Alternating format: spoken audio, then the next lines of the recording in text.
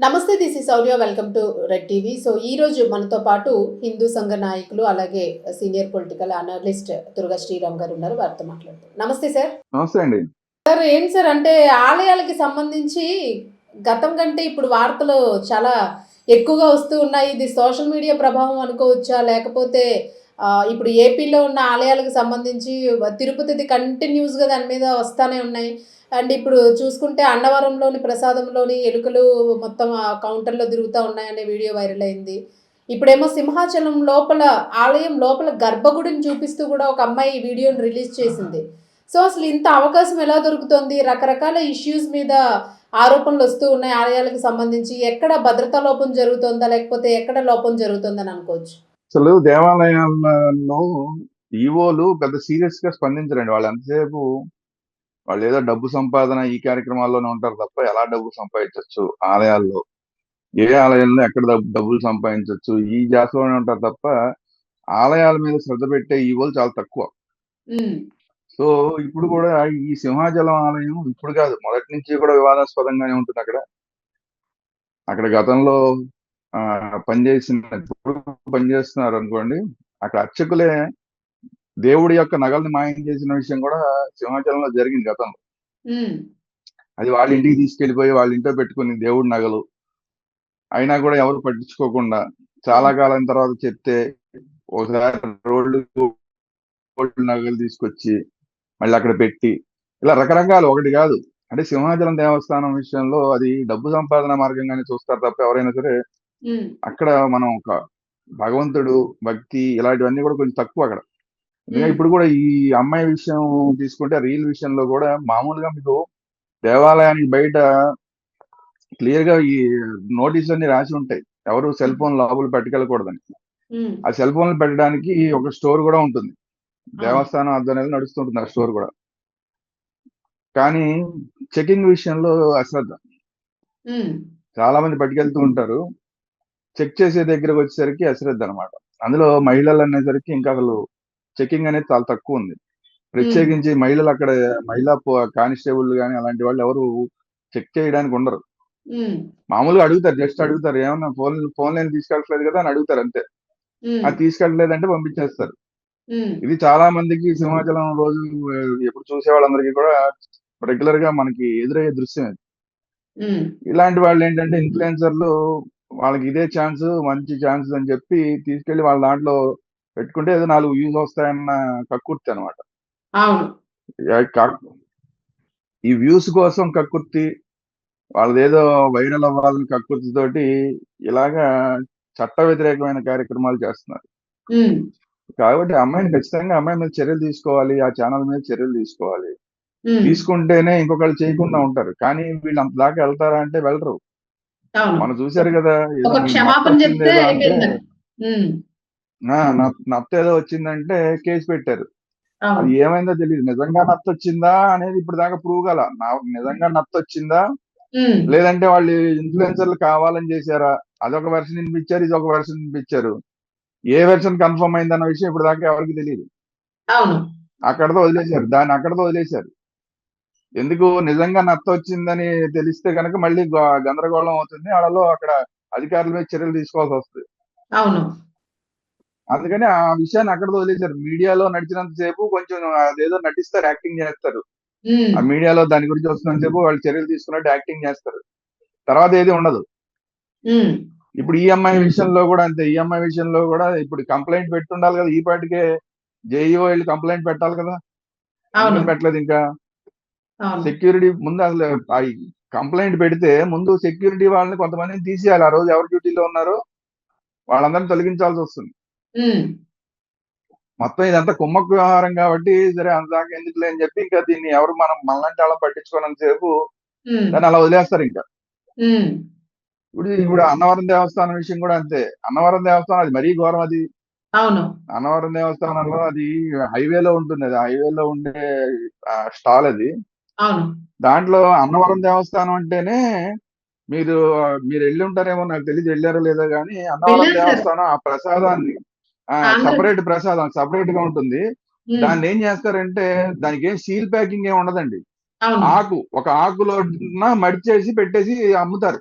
విస్తరాకుల్లోని. అవును. ఎందుకంటే seal packing లో అయితే తొందరగా పాడైపోతుంది, వాసన వచ్చేస్తుంది అన్న ఉద్దేశంతో ఒక హ్మ్. ఆకులో పెట్టి మడి చేసి పెట్టేసి దాన్నే అందరికి అమ్ముతారు. హ్మ్. అలా పెట్టిన వాటిల్లో అవన్నీ కూడా ఒక బుట్టల లాంటి ప్లాస్టిక్ బుట్టల లాంటి దాంట్లో పెట్టారు. హ్మ్. దాంట్లో ఎలకలు తిరిగేస్తున్నాయి. హ్మ్. సీల్ ఉంటే ఎలకలు దాని మీద నడిచినా కూడా ఏం కాదులే అనుకోవచ్చు కనీసం. ఇది సీల్ కూడా ఉండదు, జస్ట్ అవును. ఆకులో ఉంటుంది, ఆకు లోపల ప్రసాదం ఉంటుంది, ఆకు ఎవరైనా ఓపెన్ చేసేయచ్చు. అవును. ఎలకలు అంత విచ్చలవిడిగా తిరుగుతున్నాయంటే అవి ఆల్రెడీ ఆ ఎలకలు కూడా ఆ ప్రసాదంలో ఏమైనా వ్యర్థాలని విడిచిపెట్టి ఉండొచ్చు, అవును. ఇవి దాంట్లో కొంచెం తిని కూడా ఉండొచ్చు. రెండిట్లో ఏది జరిగినా కూడా పూర్తి స్థాయి అనారోగ్యం. అవును. మరి అక్కడే స్టాల్ వాళ్ళందరూ అక్కడే ఉన్నారు, ఒకటి కాదు రెండు కాదు, వందల ఎలుకలు తిరిగేస్తున్నాయి అక్కడ. అవును. సో ఏంటి ఎంత సార్ అంటే దుర్మార్గమో చూడండి, మరి అంటే ఎంత నిర్లక్ష్యమో చూడండి. ఆ! దేవాదాయ శాఖలో డబ్బులు తింటూ మనం కట్టే డబ్బులన్నిటిని జీతాల రూపంలో మెక్కుతూ ఒక్కడు కూడా సరిగా పనిచేయట్లా. మంత్రి ఏం చేస్తున్నాడు, దేవాదాయ శాఖ మంత్రి గారు ఏం చేస్తున్నాడు, ఆయనేమో అక్కడ నెల్లూరులో కూర్చుంటాడు, నెల్లూరు నుంచి బయటికి రాడు ఆయన. మీరు హ్మ్. చూడండి, దేవాదాయ శాఖ మంత్రి గారు ఎక్కడ ఏది జరిగినా సరే గతంలో కనీసం ఉన్న మంత్రులు ఆ స్పాట్ కి రావడమో దాన్ని పరిశీలించడం ఏదో ఉండేది. హ్మ్. కానీ ఇప్పుడు మరి ఈయన వృద్ధాప్యం వల్ల మరి ఏంటి తెలియదు, మరి మనకు తెలియదు. కానీ ఆ నెల్లూరు నుంచి ప్రెస్ మీట్ పెడతారు, ఎక్కడ ఏ జరిగినా కూడా దాని హ్మ్. గురించి మాట్లాడాలి కంపల్సరీ అంటే నెల్లూరు నుంచే ప్రెస్ మీట్ పెట్టి మాట్లాడతాడు ఆయన. హ్మ్. దానివల్ల ఏమవుతుంది, పర్యవేక్షణ లోపం అనేది చాలా స్పష్టంగా కనబడుతోంది. హ్మ్. ఈవోలు అనేవాళ్ళు ఇంకా పని చేయట్లా. హ్మ్. ఈవోలు కానీ లేదంటే కమిషనర్లు కానీ వీళ్ళు ఎవరు సీరియస్నెస్ లేదు, ఎందుకంటే మంత్రికే సీరియస్నెస్ లేదు, ఇంకా మనమే సీరియస్ గా ఉంటాం అని చెప్పి ఎవరు పట్టించుకోవట్లా. హ్మ్. సో మనం ఏంటంటే గవర్నమెంట్ బాగా పనిచేస్తుంది కదా, ఈ గవర్నమెంట్ కూటమి ప్రభుత్వం గతంలో కన్నా చాలా దారుణాలు జరిగినాయి, ఈ కూటమి ప్రభుత్వం బాగానే పనిచేస్తుంది కదా అని చెప్పి మనం మాట్లాడకుండా ఊరుకుంటున్నాం. కానీ ఏంటంటే మంత్రి గారు సీరియస్ గా లేకపోతే కనుక కింద వ్యవస్థ అంతా సీరియస్ గా ఉండదు. అవును. అవును. కాబట్టి రామనారాయణ రెడ్డి గారు కొంచెం దీని మీద దేవాదాయ వ్యవస్థ సరిగా పనిచేయట్లేదన్న విషయాన్ని హ్మ్. దృష్టిలో పెట్టుకుని మొత్తం కనీసం ఒకసారి పర్యటన చెయ్యాలి ఆయన. మొత్తం అవును. రాష్ట్రంలో ఈ మూల నుంచి ఆ మూలకి కనీసం ప్రధాన దేవాలయాలన్నా ఎలా ఉన్నాయి ఏంటి అనేది పర్యవేక్షించాలి. ఇప్పుడు మన అవును. దగ్గర వస్తున్నవన్నీ కూడా ప్రధాన దేవాలయాలే కదా. అవును. అన్నవరం వస్తోంది, లేదంటే సింహాచలం వస్తోంది, లేదంటే తిరుపతి అయితే అసలు రోజు ఉంటుంది, అవును. లేదంటే విజయవాడ అమ్మవారి గుడి విషయంలో రకరకాల వార్తలు వస్తున్నాయి. హ్మ్. ఇవన్నీ కూడా ప్రధానమైన దేవాలయాలే కదా. కాబట్టి ఏంటంటే కనీసం ఈయన ప్రధాన దేవాలయాన్ని ఒకసారి పర్యటించి అక్కడ హ్మ్. అందరినీ కూడా కొంచెం జాగ్రత్త పరిస్థితి తప్ప ఈ పరిస్థితిలో మార్పు రాదు. Right sir. అంటే మనం గతంలో గూడా చూసుకున్నాము. ఒక తెలంగాణ రాష్ట్రంలో గూడా యాదాద్రి టెంపుల్‌లో ఒక అమ్మాయి రీల్ చేస్తే, ఆ రీల్ వైరల్ అయింది. అలాగే తిరుపతిలోని ఒక సీరియల్ నటి తను గూడా అక్కడేవో పిచ్చి పిచ్చి కామెంట్స్ చేస్తే దానికంటే సారీ చెప్పేస్తే వీళ్ళని వదిలేయడము. సెకండ్ థింగ్ మీరన్నట్టుగాను లోపలున్న దేవాదాయ శాఖ లోపల సభ్యులు పనిచేసేవారు ఎవరైతే ఉంటారో వాళ్ళకి భయం లేకపోవడము. సో, ఇవన్నీ కూడా చాలా మేజర్ ఇష్యూస్ కింద కనిపిస్తూ ఉన్నాయి. సో, మరి ఎటువంటి కఠినమైన చర్యలు ఇంకెప్పుడు తీసుకుంటారు? డైలీ సీరియల్‌లాగా ఇది డైలీగా ఒకరోజు ఒక టెంపుల్, ఒకరోజు ఒక టెంపుల్ అట్లాగా ప్రతి టెంపుల్ నుంచి వస్తా ఉంది. సో, ఎందుకంటే ఇప్పుడున్న కూటమి ప్రభుత్వం మెయిన్‌గా సనాతన ధర్మానికి సంబంధించి ఆలయాలు, అడవులు వీటి మీద దృష్టి సారిస్తుంది గాబట్టి, సో, ఇప్పుడు ఎంత త్వరగా చర్యలు తీసుకుంటే ఈ సమస్యలు గట్టెక్కే అవకాశం ఉంటుంది అంటారంటే వీటిని నివారించడానికి? ఖచ్చితంగా చర్యలు తీసుకోవాలండి. ఇప్పుడు సింహాచలం దేవస్థానంలో హ్మ్. ఈవోని, జేఈఓని పిలిచి దాని మీద క్లారిఫికేషన్ అడగాలి.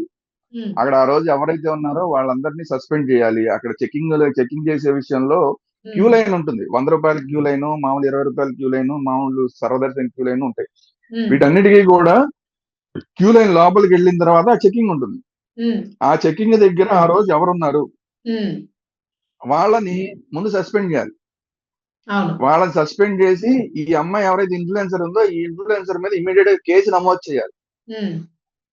ఈ 2 పనులు చేస్తేనే ఇంకొకళ్ళకి భయం వస్తుంది. అవును. లేకపోతే భయం రాదు. ఇప్పుడు దాకా మనం ఎప్పుడు కూడా మనం మంత్రి గారిని మాట్లాడలేదు. ఇవాళ మంత్రి గారి గురించి ఎందుకు మాట్లాడుతున్నాం అంటే కంటిన్యూ అవుతుంది ఈ ప్రాసెస్. కంటిన్యూ మంత్రి గారి అవుతుంది. అవును. చర్యలు తీసుకుంటే తప్ప ప్రజల నుంచి విమర్శలు మంత్రి గారి చర్యలు వెల్లువెత్తుతున్నాయి. తీసుకుంటే తప్ప వీళ్ళందరూ లైన్ లోకి వచ్చేలా కనిపించట్లా. హ్మ్. హ్మ్. అన్నవరం దేవస్థానం విషయంలో ఇప్పుడు మన తిరుపతి దేవస్థానం విషయంలో గతంలో పనిచేసిన ప్రభుత్వంలో చాలా ఈ లడ్డు విషయంలో చాలా కల్తీ జరిగింది అన్నాం. హ్మ్. దాని మీద మనం పోరాటాలు చేసాం. అయిపోయింది కదా. దాన్ని మనం సీరియస్ గా వాళ్ళ మీద మనం ఫైట్ చేసాం కదా.